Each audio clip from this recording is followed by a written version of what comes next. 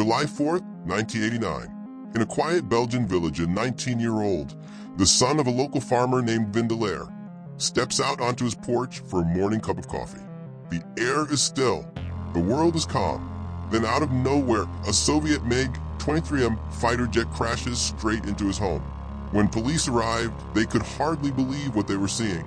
A wrecked Soviet jet marked with red stars, lying in the ruins of a farmhouse.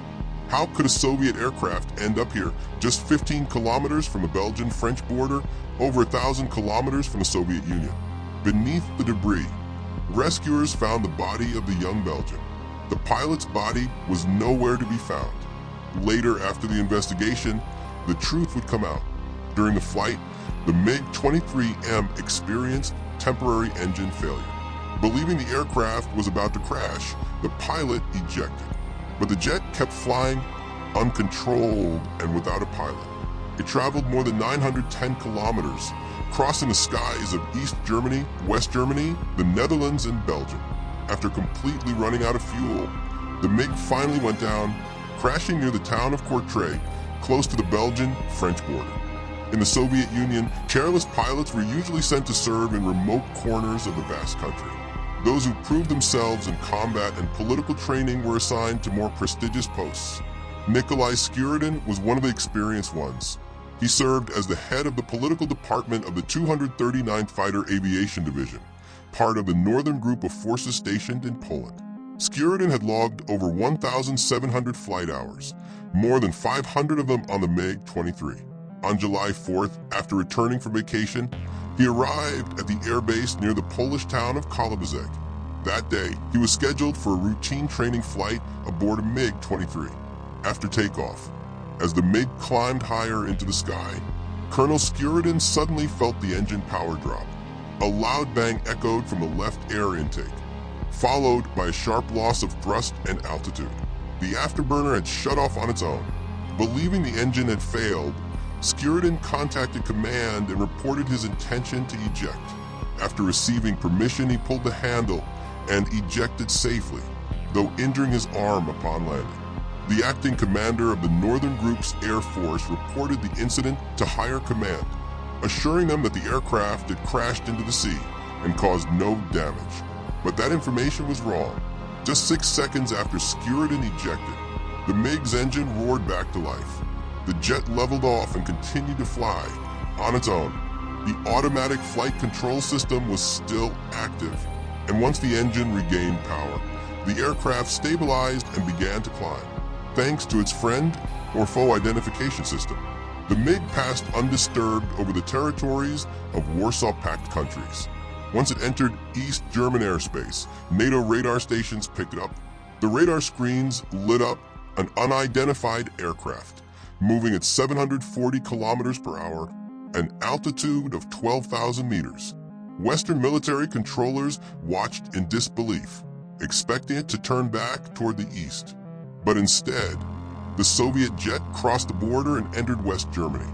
2 F-15 fighters from the 32nd Tactical Fighter Squadron of the U.S. Air Force, based in the Netherlands, were scrambled to intercept. At 10:05 a.m., they made contact. As they closed in, they saw it, a Soviet MiG-23. But something was wrong. The cockpit was empty. The American pilots couldn't believe their eyes. They reported to ground control, who asked them to double-check, convinced it had to be a mistake. But it wasn't. A Soviet fighter jet was flying over Western Europe without a pilot.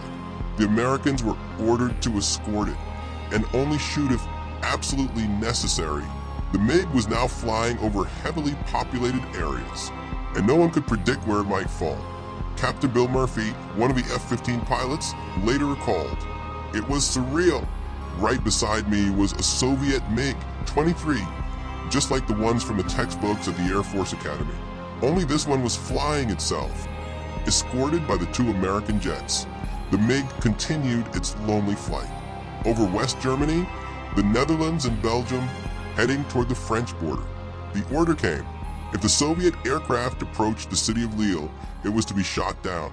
But before that could happen, the MiG finally ran out of fuel. It began to lose altitude and then crashed into the farmhouse of a Belgian farmer. The F-15 circled above the crash site for about 10 minutes, then reported the incident and returned to base. Belgium and the Netherlands sent formal notes of protest to the Soviet Union, condemning the unauthorized flight of a Soviet fighter jet over their territories and the tragic death of a Belgian citizen. In the Soviet Union, an internal investigation began involving the Ministry of Aviation Industry and the Air Engineering Service. It revealed that over the previous year, the MiG-23 had been sent for repairs 5 separate times. Yet the cause of its recurring engine failures was never identified. By that time, perestroika was already underway. The tensions between NATO and the Warsaw Pact were slowly easing, which helped prevent the incident from escalating into a major international scandal. The Soviet Union paid $685,000 in compensation to Belgium. Colonel Nikolai Skuridin personally expressed his condolences to the victim's family, saying, "If I had known how this would end, I would never have left the aircraft." Belgium allowed Soviet specialists to visit the crash site to assist in the investigation. However, Belgian intelligence grew frustrated with the slow and evasive responses from the Soviet side, especially when asked whether the downed jet carried nuclear or biological weapons. The official Soviet statement insisted the fighter was unarmed. The USSR immediately took full responsibility for the incident. In the end, Belgium accepted the Soviet apology, and the case of the pilotless MiG-23 was officially closed